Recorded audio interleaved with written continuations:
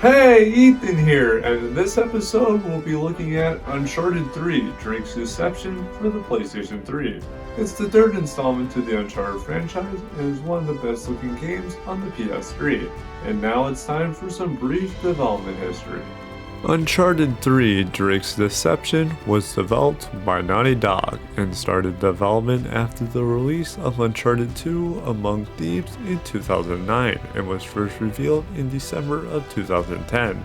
They wanted to make the locations in the game feel different by having it feel more like an open world compared to the previous games in the series. They also wanted to increase the amount of voice acting and motion capture. The team also conducted field research to get a better feel for more realistic environments and sounds.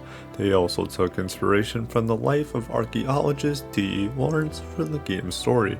Uncharted 3 Drake's Deception was released on November 1st, 2011, exclusively for the PlayStation 3. It's now time to finally play it. Uncharted 3's story takes place 2 years after the events of the previous game. It starts out with Nathan Drake and Victor Sullivan heading to a bar in London to meet up with a new character named Talbot, who is interested in buying Nathan's ring from the previous games. Nathan slowly then realizes that the money is all fake, which causes a big fight to break out, with Nathan getting severely hurt by a new character named Charlie Cutter. Once they get outside, a new character named Catherine Marlowe, being Talbot's employer, shows up and takes Drake's ring and has Cutter shoot Nate and Sully. It then flashes back 20 years into the past with Nathan Drake as a teenager in Cartagena, Colombia, heading to a museum to look for the ring. Nathan then spots a young Sully attempting to steal the ring and proceeds to follow him. Nathan eventually takes Sully's wallet but is then suddenly caught by him. He gives back the wallet but takes the ring. Hours later, Nathan breaks into the museum but is then suddenly caught by Marlowe and Sully and has her men chase after Nate, but Sully rescues him just in time and takes him as his protege. It then switches back to the present day and is revealed that Cutter has been working with Nate and Sully and that the ring that Marlowe stole was a fake. They eventually meet up with Chloe from Uncharted 2 and discover an underground library. Inside, they discover an old journal belonging to T.E. Lawrence and also a map that says that Francis Drake went to Arabia with the four, then get out of there. Back at their base, they discover that T.E. Lawrence and Francis Drake were looking for an old city called Ubar and decide that Cutter and Chloe are going to Syria and that Nathan and Sully are going to France after discovering the same symbols in 2 different areas. Once Nathan and Sully reach France, they discover an old chateau. After exploring it for a while, they encounter Marlowe's men and solve a few puzzles. Marlowe's men eventually catch up to them and has Nathan and Sully run away from a huge swarm of spiders and the chateau catching on fire. They then decide to head to Syria. The next night in Syria, Nathan and Sully break into a big citadel and eventually meet up with Cutter and Chloe. After being ambushed, Nathan and Cutter then discover an old symbol which links to an old secret entrance in these pillars. Cutter is then shot by a dart by Talbot, causing him to hallucinate. Talbot also takes Cutter's journal and holds him at gunpoint. A few minutes later, Nate and Cutter have a fight between one another and is able to snap Cutter out of it. They then find an old tomb with Nathan and Cutter having to throw torches near spiders to get the water to flow properly. They then find a piece of an amulet inside of a knight's tomb and then get out of there. They are then cornered by Talbot and his men, which causes them to drop their guns and Cutter creates a distraction. They escape with Cutter being cornered by Marlowe and Talbot. Marlowe's men start a fire and Cutter breaks his leg. The four then escape by stealing a bus and Sully talks about calling someone familiar as they plan to go to Yemen. Nathan and Sully then arrive in Yemen and meet up with Elena Fisher. She asks Nathan why he and Sully are here but is apprehensive to tell her the truth. They later on spot Talbot, which Nathan then goes after and is forced to fight a large group of his men. Elena then questions him more about why he is here, and then the three go down into the secret entrance that they were looking for. They then solve a puzzle with these pillars, unlocking a larger room, which has them then solve this really annoying puzzle where you have to line up the body parts with the silhouette, and also solve a puzzle with these gears. Once that has been completed, they then discover how the Arabs use the stars to find their way through the desert, but are then suddenly ambushed by a big group of spiders and Marlowe's men, but eventually get out of there. Back on top of the surface, Nathan is then drugged similar to Cutter and runs through several alleyways with it looking all distorted. Nathan then wakes up and has a conversation with Marlowe at a table and asks him about his childhood and if Sully is the reason why his life is the way it is. She says that they need Nathan's help in finding Sully, but Marlowe's men have already found him. Nathan then proceeds to chase Talbot and fight him, but is then knocked out by a new character. Nathan then wakes up in front of a new character named Ramses, which he apparently saved Nathan. He then asks him about the city of Aram and talks about Sully. Nathan gets mad and fights Ramses' men and escapes.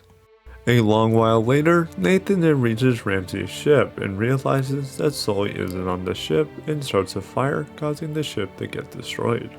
Nathan then washes up on a beach and finds Elena's location. She tells him that Sully is alive and that Ramses' men took him in a convoy into the desert, which is 2 days ahead of them, but tells Nathan that a cargo plane is going to make an airdrop into the convoy but doesn't leave until dawn. They then decide to go after it. The next morning, Nathan and Elena make their way through the airport until Nathan can reach the plane and go inside it. After calling through the vents of the plane, he is discovered and fights a large member of Ramses' men and starts pulling cargo out of the plane, which Nathan himself almost falls off the plane.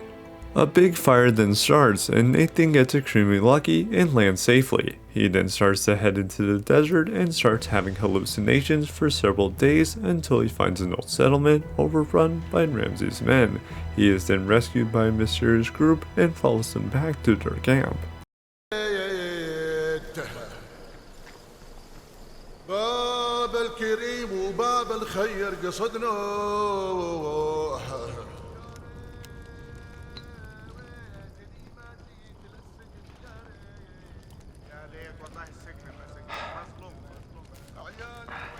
You are far from home, American. Shukran. You do not belong out here. Any of you. You spared me. Why not just kill me along with the others? That would have been impolite. You are in distress. Even an enemy must be fed and sheltered. Are you my enemy, American? Drake. My name, it's Drake. Salim. I am Sheikh of this tribe. Well, I don't mean to be forward, Salim. But I need a horse. I don't have anything to offer in return. You plan to attack the English caravan alone? You know about them. My scouts have been tracking them for 2 days. Why are you here? Why do the English cross the Rub al-Khali? They're looking for the lost city of Ubar. Hiram of the Pillars. They've taken my friend hostage. He's the only one who knows the way.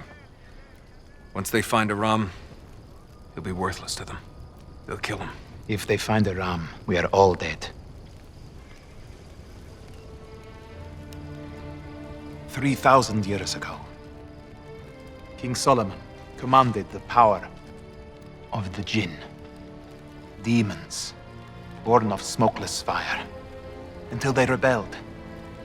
He imprisoned them in a vessel of brass and cast it into the depths of the city. Iran became a place of evil, cursed by the tormented spirits of the Jinn. The English must not reach the city. If they unleash the power of the Jinn... We don't have much time, do we? No. But they have the greater numbers. We cannot attack them in the open. Tonight, rest. Tomorrow, they enter the canyons. We'll take them there. We ride at dawn.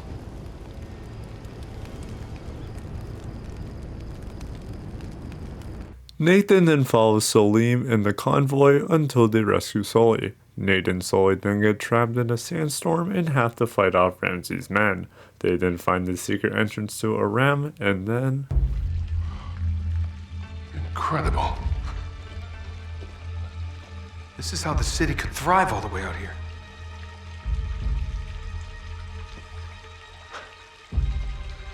The whole place must be fed by an underground spring.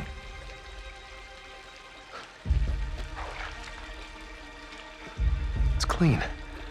It's amazing it's still running after all these years.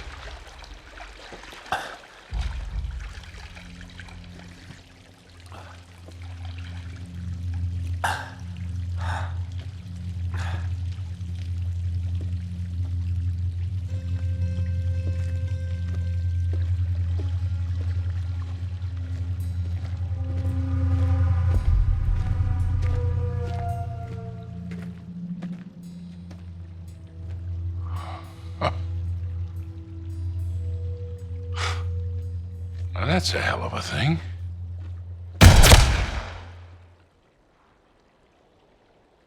What?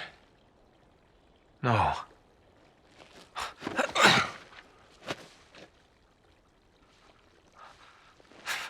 No. Please. Sully.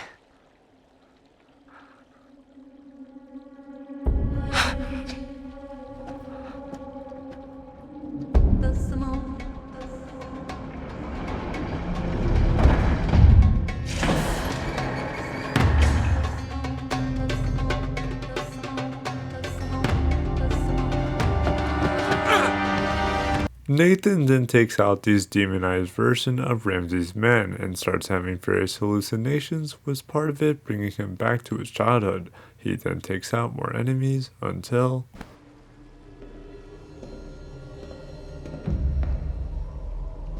That you, kid?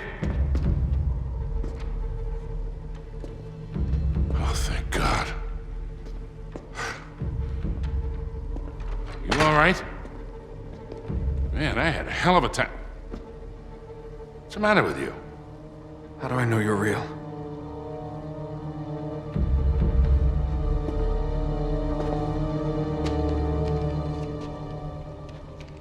Ow! That real enough for you? Don't ever point a gun at me again. I saw them shoot you. Right after the eclipse. What? What eclipse? Look, kid, you went nuts right after you drank from that fountain. It's the water. That's what destroyed the city. Not the wrath of God. The whole water supply is tainted with some sort of hallucinogenic agent. Must have drove everyone mad. That's what Marlowe and Talbot are after. Oh, man, yeah.